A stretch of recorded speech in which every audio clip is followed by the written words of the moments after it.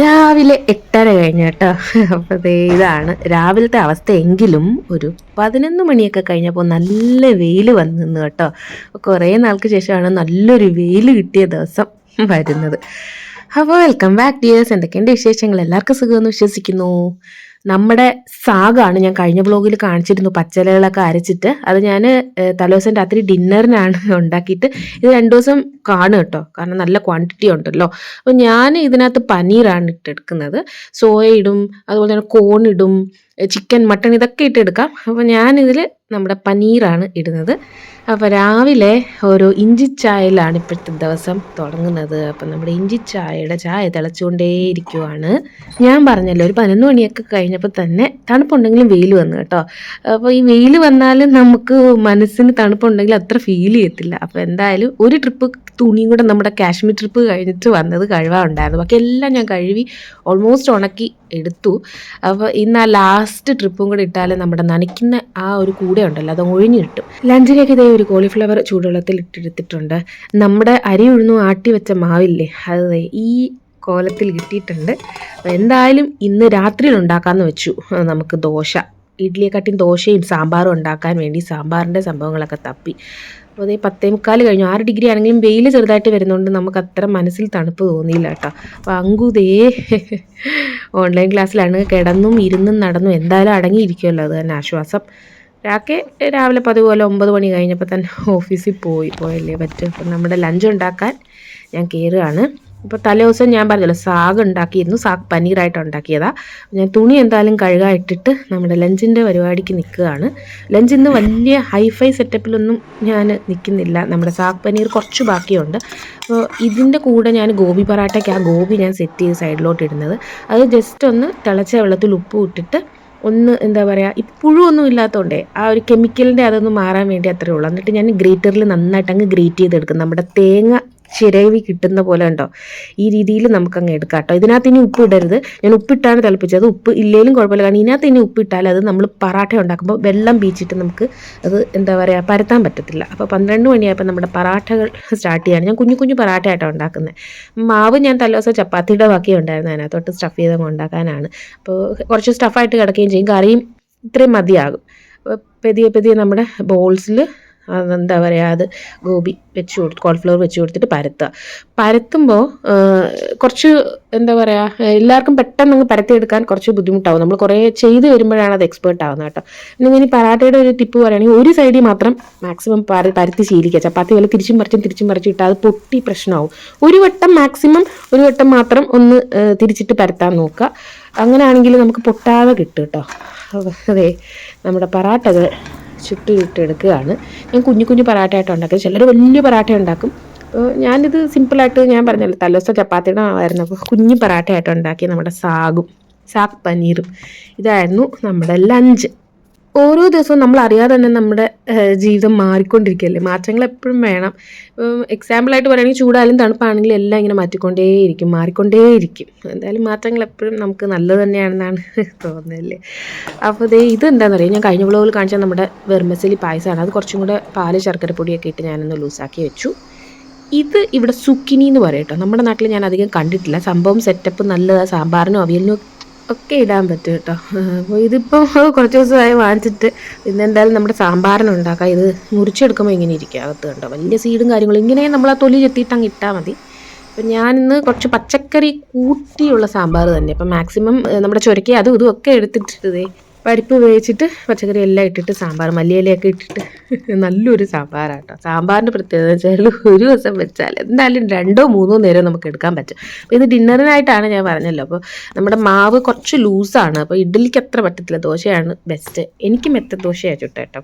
എൻ്റെ ദോശ ഇത് അവർക്ക് കുറച്ച് എന്താ പറയുക ഗീ റോസ്റ്റ് പോലെ ഇച്ചിരി പരന്നിട്ടിട്ട് കൊടുക്കണം. ഞാൻ ഈ രീതിയിൽ അങ്ങ് ചുട്ടു നമ്മുടെ സാമ്പാറായിട്ട്. അപ്പോൾ ബ്രേക്ക്ഫാസ്റ്റിനും ഇത് ബാക്കി വെച്ചിരുന്നാൽ അങ്ങ് ആകുമല്ലോ, രാവിലെ എഴുന്നേറ്റ് അങ്ങ് ചുട്ടാൽ മതി, ഈസിയാണ്. അപ്പോൾ നമ്മുടെ ദോശകൾ ഞാൻ നല്ല രീതിയിൽ കഴിച്ചു കേട്ടോ. കുറേ നാൾക്ക് ശേഷമാണ് ദോശ സാമ്പാർ വീട്ടിലുണ്ടാക്കുന്നത്. വെയിൽ വന്നതിൻ്റെ സന്തോഷമായിരുന്നു ഇന്നത്തെ ദിവസം മുഴുവൻ.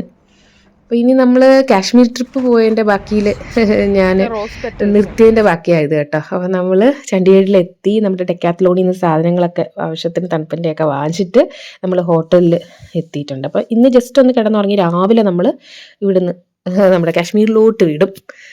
ഞാൻ പറഞ്ഞില്ല നമ്മൾ ഉച്ചയ്ക്ക് ശേഷം ആയതുകൊണ്ട് അല്ലെങ്കിൽ ജമ്മുവെങ്കിലും ചെന്ന് നിന്നേനെ. നമ്മുടെ റൂം ഇതായിരുന്നു. ഭക്ഷണം മെയിനായിട്ട് കഴിക്കണം. രാക്കേ ഞാൻ പറഞ്ഞല്ലോ ഒന്നും കഴിച്ചിട്ടുണ്ടായിരുന്നില്ല ഉച്ചയ്ക്ക്. ഇച്ചിരി ആ പക്കോടയും കണ്ട് ഇടയ്ക്ക് കഴിച്ചിട്ടുള്ളൂ ചായയൊക്കെ. നല്ല ഹെവി ആയിട്ട് തന്നെ കുറച്ച് വാങ്ങിച്ചു. അങ്കൂന് ഇത് മാത്രം മതി എന്ന് പറഞ്ഞു കേട്ടോ. ഇത് എന്തോ ഹണി ഗ്ലേസ്ഡ് ചിക്കനോ എന്തോ ഒരു സംഭവമാണ്. അവന് റൊട്ടിയൊന്നും വേണ്ട പറഞ്ഞു. അവൻ ഇത് മാത്രം മതി പറഞ്ഞു. ഓക്കെ. പിന്നെ ഞങ്ങൾ പക്ഷേ ഞാൻ പറഞ്ഞല്ലോ ലാവിഷായിട്ട് തന്നെ വാങ്ങിച്ചു. ഇത് നമ്മുടെ പനീർ ബട്ടർ മസാല. ഇവിടെ കിട്ടുന്ന സാലഡ് അച്ചാർ അതൊക്കെ കാണും. ഇതാണ് പഞ്ചാബ് എന്ന് പറയുന്നതേ. ഇങ്ങനെയുള്ള ഫുഡ് അടിപൊളിയാണ്, ബട്ടർ ചേർത്ത ഫുഡ് തന്നെ. ഇത് മുർഗ് മഖനി, ബോൺലെസ് ചിക്കൻ, ഇതാണ് സംഭവം കേട്ടോ. പിന്നെ തന്തൂരി റൊട്ടി സത്യം പറഞ്ഞാൽ കുറച്ചാണ് വാങ്ങിച്ചത്. കാരണം ഇതെല്ലാം കൂടെ ഹെവിയാണ് ഈ സംഭവം. ഞാൻ പറഞ്ഞല്ലോ ബട്ടറാണ് സംഭവം. ഇത് മുർഗ് മഖനി ബോൺലെസ് ആണ്. രാക്കേ ബോണുള്ളത് അത്ര പ്രിഫർ ചെയ്യാറില്ല. പിന്നെ പനീർ, ഞാൻ പറഞ്ഞില്ലേ പനീറും സംഭവങ്ങളൊക്കെ ഉണ്ടല്ലോ, അത് പഞ്ചാബ് കഴിഞ്ഞിട്ടേ ഉള്ളൂ. അങ്ങനെ ഹെവിയായിട്ട് നമ്മുടെ ഡിന്നർ ഇതായിരുന്നു. പിറ്റേ ദിവസം രാവിലെ കേട്ടോ, 7:30 മണി കഴിഞ്ഞു. കണ്ടിട്ട് നോക്കി ഇരുണ്ട് കിടക്കുന്നില്ലേ, എല്ലാവരും ഉണർന്ന് വരുന്നേ ഉള്ളൂ. നമ്മൾ സുബ്ബലക്ഷ്മിയുടെ സുപ്രഭാതമൊക്കെ ഇട്ടിട്ട് ഇറങ്ങുക. ആളുകളൊക്കെ ഇറങ്ങി തുടങ്ങി കേട്ടോ. നമുക്ക് നേരത്തെ അങ്ങ് എത്തണ്ടേ, നമുക്ക് മഞ്ഞ് കാണണ്ടേ, അതിന് വേണ്ടിയാണല്ലോ. അപ്പോൾ രാവിലെ തന്നെ ബ്രേക്ക്ഫാസ്റ്റ് ഒന്നും അവിടെ നിന്ന് കഴിക്കാൻ നിന്നില്ല, നമ്മൾ പോകുന്ന വഴി കഴിക്കാമെന്ന് വെച്ചിട്ടേ. അപ്പോൾ ചെറുതായിട്ട് ഫോക്കൊക്കെ ഉണ്ടായിരുന്നു, കുഴപ്പമൊന്നും ഉണ്ടായിരുന്നില്ല. അപ്പോൾ ആളുകളൊക്കെ ഇറങ്ങി തുടങ്ങുന്നേ ഉണ്ടായിരുന്നുള്ളൂ. നമുക്ക് ഫാസ്റ്റായിട്ട് ഈ സമയത്ത് അങ്ങ് പോകാൻ പറ്റും. കുറച്ചും കൂടെ അങ്ങോട്ടാകുമ്പോഴേ തിരക്കാണെങ്കിൽ ബുദ്ധിമുട്ടായിരിക്കും. നമ്മുടെ പഞ്ചാബ് എങ്ങനെയെങ്കിലും കഴിഞ്ഞ് അങ്ങ് കിട്ടിക്കഴിഞ്ഞാൽ നമുക്കൊരു സമാധാനമാവുമല്ലോ. അപ്പോൾ നമ്മുടെ പഞ്ചാബിൻ്റെ 5 നദികളും ഒക്കെ കണ്ടുകൊണ്ടാണ് നമ്മൾ പോകുന്നത്. ട്രക്കുകളും കാര്യങ്ങളൊക്കെ രാവിലെ തന്നെ നല്ല തിരക്കായിട്ട് തന്നെ ഉണ്ട് കേട്ടോ. അതേ എല്ലാവരും ഉണർന്നൊക്കെ വരുന്നുണ്ട്. പഞ്ചാബിൻ്റെ മെയിൻ സ്ഥലങ്ങളായ ലുധിയാന, ജലന്ധർ, പഠാൻകോട്ട് ഇതൊക്കെ കഴിഞ്ഞിട്ടാണ് നമ്മൾ ജമ്മുവിലോട്ട് കയറുന്നത്. പഠാൻകോട്ടാണ് ഓൾമോസ്റ്റ് ലാസ്റ്റായിട്ട് വരുന്നത് ബോർഡർ കേട്ടോ. അപ്പോൾ നമ്മൾ ആ സ്ഥലങ്ങളൊക്കെയാണിത്. എല്ലാവരും ഉണർന്ന് വരുന്നൊരു സമയമാണ്. തണുപ്പായതുകൊണ്ട് കുറച്ച് ലേറ്റ് ആവില്ല. അപ്പോൾ നമ്മൾ പഠാൻകോട്ടിലാണ് ബ്രേക്ക്ഫാസ്റ്റ് കഴിക്കാൻ നിർത്തിയത്. അതെ, ഇത് ഇങ്ങനെ കുറേ നല്ല സ്ഥലങ്ങൾ നോർത്ത് ഇന്ത്യയിലുണ്ട്. നമുക്ക് ധൈര്യപൂർവ്വം നമുക്ക് ഭക്ഷണം കഴിക്കാനും നല്ല സ്ഥലങ്ങൾ കാണും, നല്ല വാഷ്റൂംസ് കാണും, സമാധാനമായി നമുക്ക് കുറച്ച് റിലാക്സ് ചെയ്ത് നിന്നിട്ട് പോകാൻ പറ്റുന്ന അതേ പാർക്കിങ് കാര്യങ്ങളൊക്കെ ഉള്ള സംഭവം. അവിടെ ആളുകളൊക്കെ വന്ന് തുടങ്ങുന്നുണ്ടായിരുന്നു. പിള്ളേരെ പറ്റിക്കുന്ന കുറേ സാധനങ്ങളൊക്കെ ഉള്ള ചെറിയൊരു മോൾ ടൈപ്പ് ആണല്ലോ. നമ്മൾ പോകുന്നത് ഹൽദിറാംസിലോട്ടാണ്. അപ്പം നമുക്ക് വിശ്വസിച്ച് കഴിക്കുകയും ചെയ്യാം, നല്ല ഫുഡുമാണ്. അങ്ങനെ നമ്മൾ ഹൽദിറാംസിലെത്തി. ഓർഡർ കൊടുത്തിട്ട് നമ്മൾ അവരുടെ ബേക്കറി സെക്ഷനിലൊന്ന് നോക്കാൻ വന്നു കേട്ടോ. നല്ല ക്വാളിറ്റി സാധനങ്ങൾ, നല്ല ടേസ്റ്റി. ഹൽദിറാംസ് പറയാതിരിക്കാൻ വിശ്വസിച്ച് കഴിക്കാം, നല്ല ടേസ്റ്റിയാണ്. വേൾഡ് വൈഡ് അവർ ഫേമസ് ആണ്, ലോകം മുഴുവനുണ്ട്. എനിക്ക് തോന്നി ഇതിൻ്റെ ഓണർ ലോകത്തിലെ 10 ധനികരിൽ ഒരാളാണ്. അത്രയ്ക്ക് കച്ചവടവും കാര്യങ്ങളും, അവരുടെ സർവീസ് തന്നെയാണ്, എല്ലാം നല്ല ക്വാളിറ്റിയാണ്. അപ്പം നമ്മൾ അങ്കൂന് എന്തോ കോഫി കേക്ക് പോലെ എന്തോ ഇതും റെയിൻബോ കേക്ക് അടിപൊളിയായിരുന്നു. നോൺ വെജ് ഇല്ല കേട്ടോ ഇവിടെ, എല്ലാം വെജാണ്. ഈവൻ കേക്ക്സും എല്ലാം നമുക്ക് വെജിറ്റേറിയൻസ് ധൈര്യപൂർവ്വം കഴിക്കാം. പക്ക വെജിറ്റേറിയൻ സംഭവമാണ്.